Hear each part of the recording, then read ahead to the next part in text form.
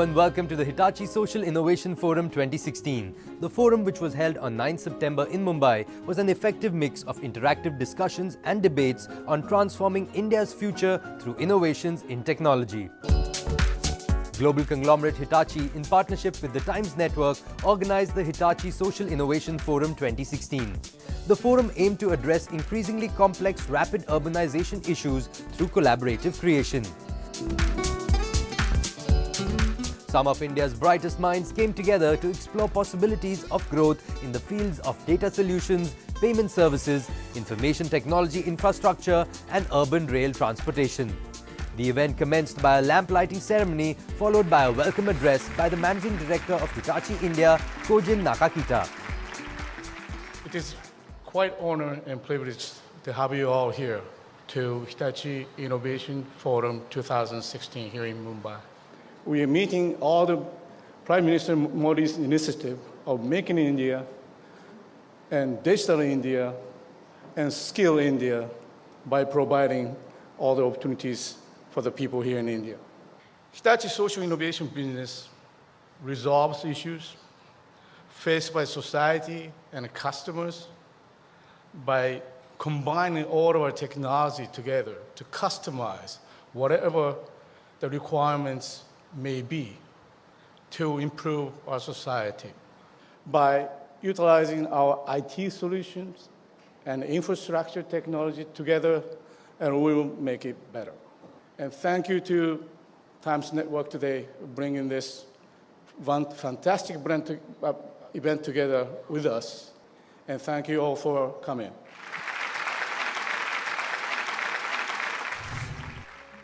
The ambassador of Japan to India, Kenji Hiramatsu, gave the guest speech, which was followed by the keynote address by the Honorable Chief Minister of Maharashtra, Devendra Fadnavis.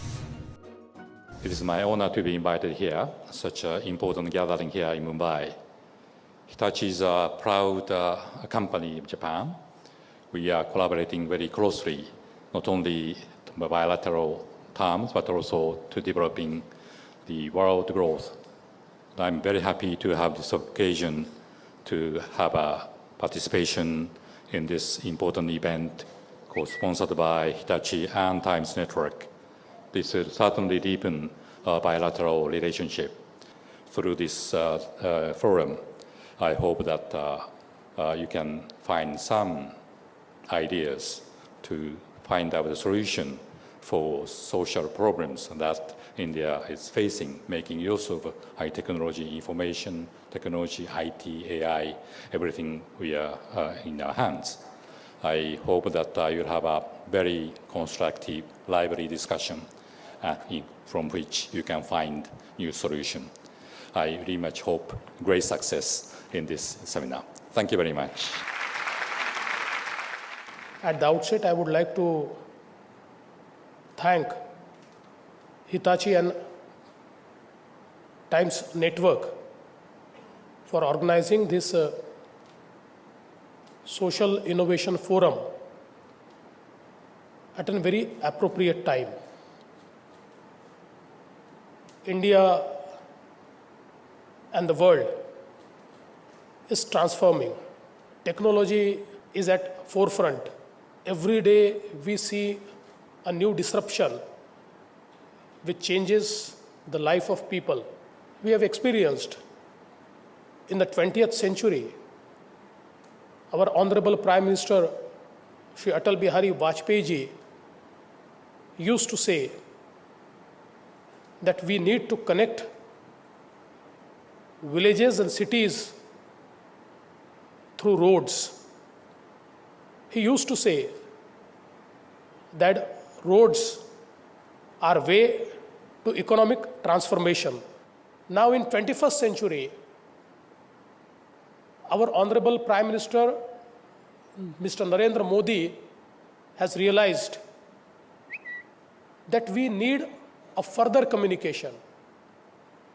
We need highways, we need roads.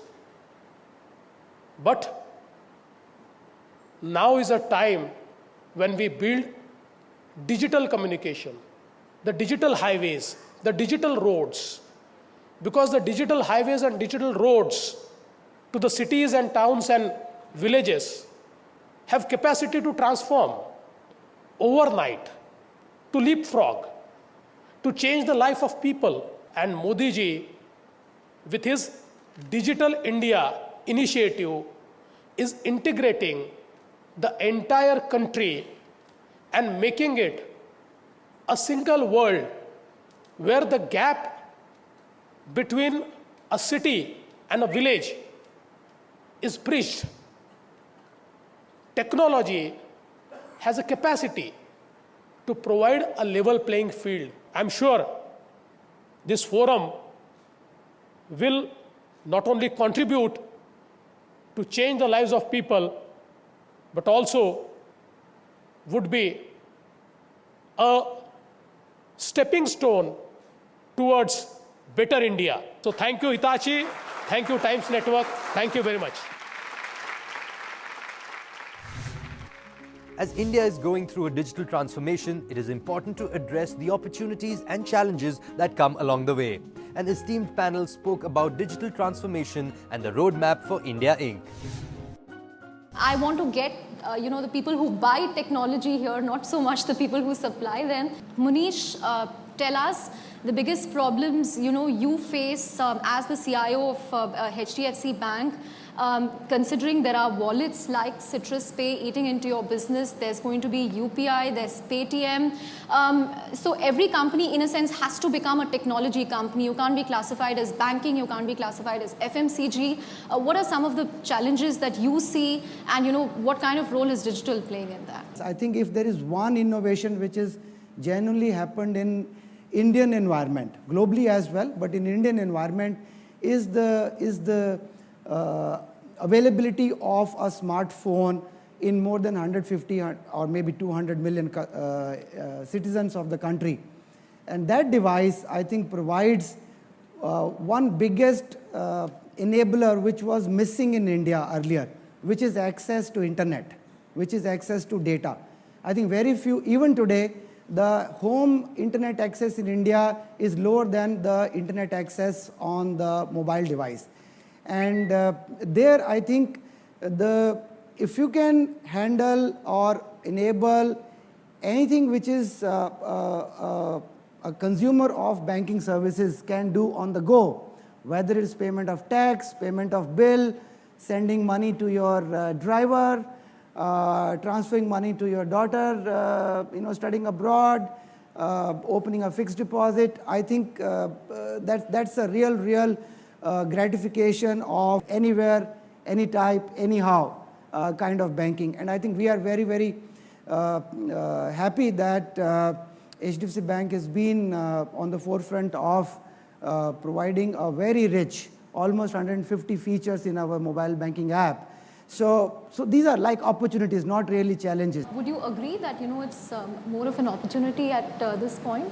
Absolutely. Digital is the era of change which we are talking about at Yes Bank. When we were kind of having conversation with the management and few key stakeholders within the bank, one of the things which our MD and CEO has put in, that digital India is not a dream, it's a mindset. Unless every Indian thinks in that way and contributes to that, we'll never be able to achieve that dream. And once we have that mindset, I'm sure the opportunities are immense in terms of capitalizing on those. Right. Amrish, you have the unenviable position of someone whose DNA itself is digital, Citrus Pay, and it's helped you because you're going to close 1,000 crore sale very soon. But tell us how you were able to go about this. Was it easier for you then compared to, say, a traditional enterprise to adapt to digital? And do you see digital companies, digital payment wallets having an advantage in that sense compared to traditional banks? And both of you are free to fight with him if he. Sure. So Citrus Payments, we are in the payment space. We've just had a unique 5 years. In those 5 years, we've never had a day which was worse off than yesterday. What I mean is the number of transactions that we've done yesterday is always getting beaten by the number of transactions that we do today. And that's happened for 5 years. Now, that's not just happened because we built some great technology and products and services, but also the way consumers have adopted to this whole migration from paper-based cash to electronic cash. And the media keeps talking about what's happening in terms of digital India and how e-commerce is being appreciated. But as a practitioner, I would like to say that what we are getting to see now and we are getting to see every day, we have never seen it in our 15, 17 years of our career. The way consumers are adopting to digital transformation, accepting electronic money is just an unbelievable experience which is happening right in front of our eyes.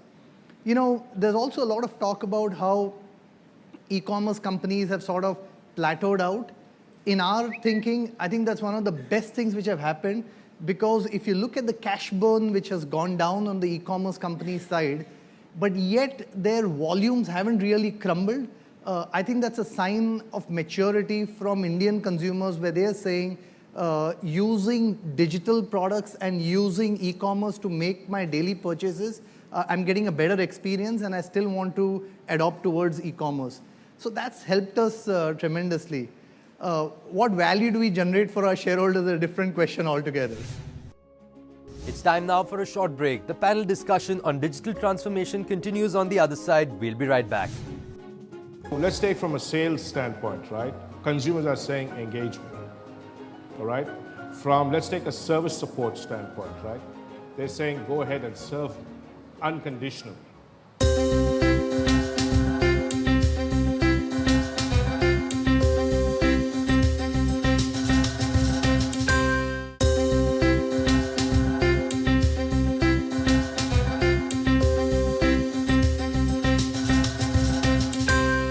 Welcome back. You're watching the Hitachi Social Innovation Forum 2016. Here are some more highlights from the panel discussion on digital transformation and the roadmap for India Inc. We are seeing digital transformation in a very visible format, and Vivek and Ravi, this question is for both of you, in the banking industry. I mean, banks have always been, one of the earliest adopters as far as technology is concerned, and even now the whole, debate around UPI and, sending money like you're sending an email, sending money like you're sending a message, it's largely been centered around the banking sector. But are you seeing it spreading to, other traditional sectors as well? I mean, will we see a manufacturing company think like a technology company? Will we see it happening in FMCG? Are we going to see this becoming more broad-based going forward? Vivek, you take. I would say it's happening across all industries. And I think it's a function of many things, but what stands out is the rise of consumerism.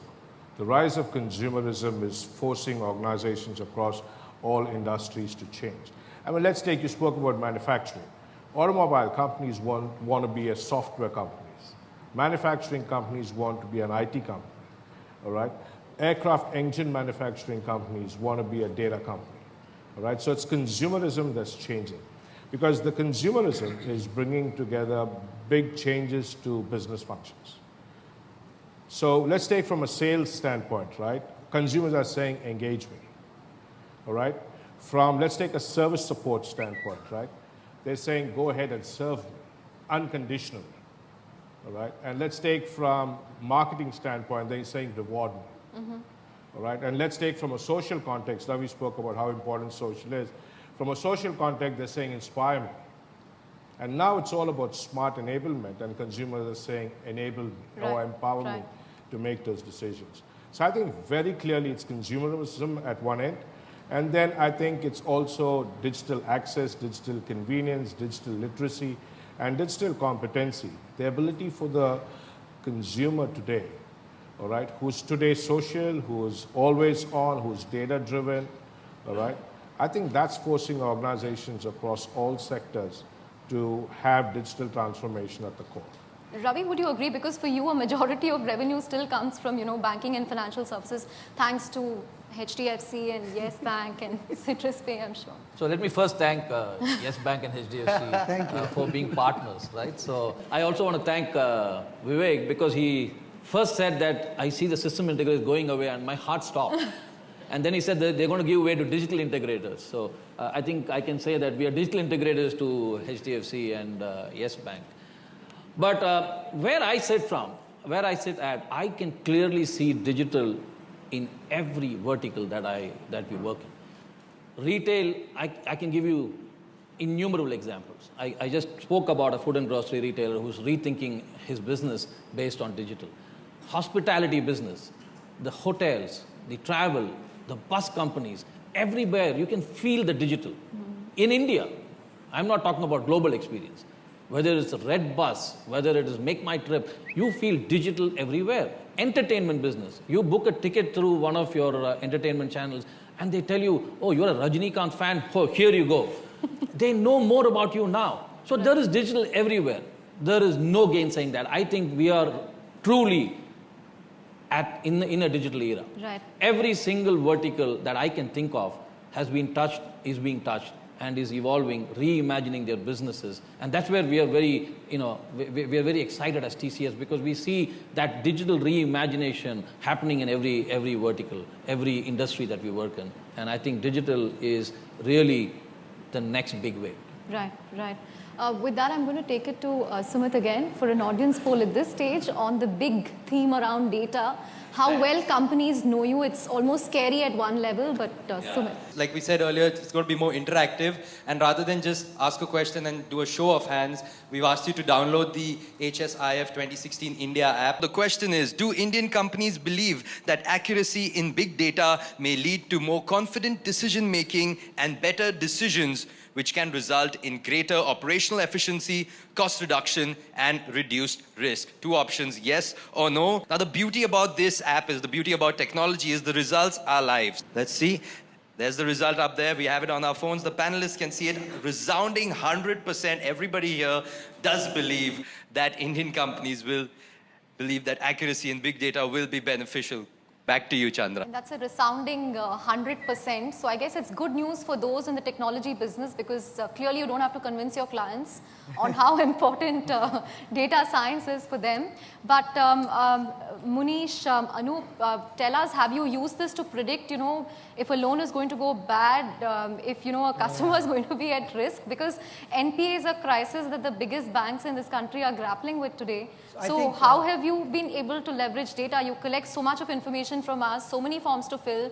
At the end of the day, has it helped you really determine who's going to default and who's not going to? I think I'll agree with the audience 100%. HDFC Bank has a 10-second loan product.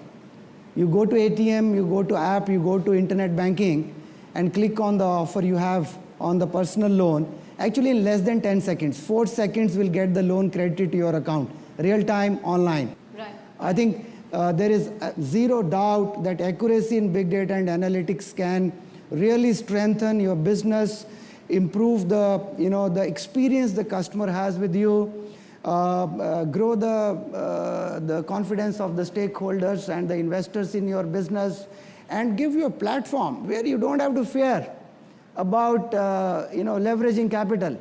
Right, right. So, absolutely agree. Anu?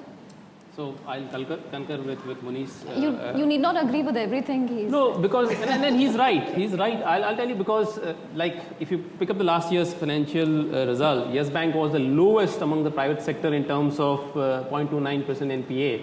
And obviously that foundation, yes, we have excellent CROs, it's a risk officer, but they are enabled with the data which we work out on. And data that talks to each other. Absolutely.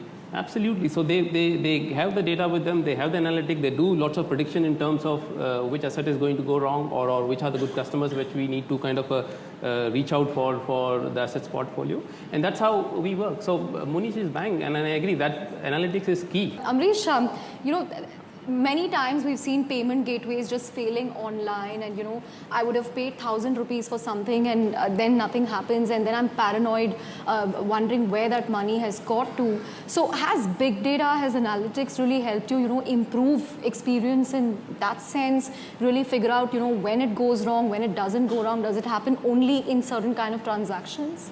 Yeah, so there are two parts to it, right? One part of it is how do you improve the transaction? But the second piece is how do you improve the payment experience?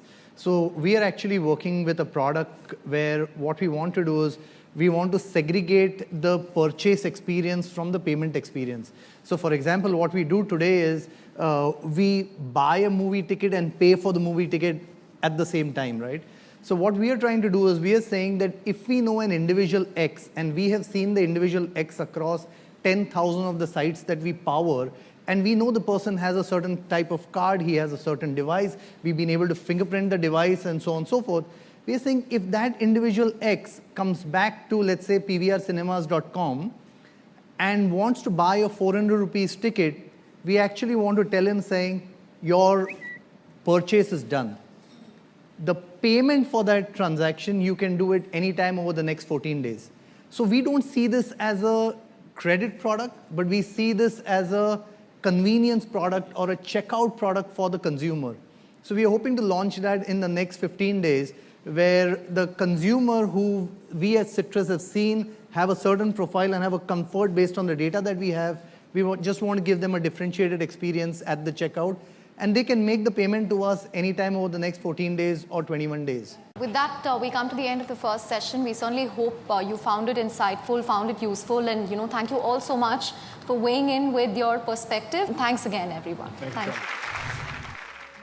That's a wrap on this episode of the Hitachi Social Innovation Forum 2016. Next week, we'll bring you a captivating discussion on the transition of traditional banking to digital banking. Goodbye for now, and many thanks for watching.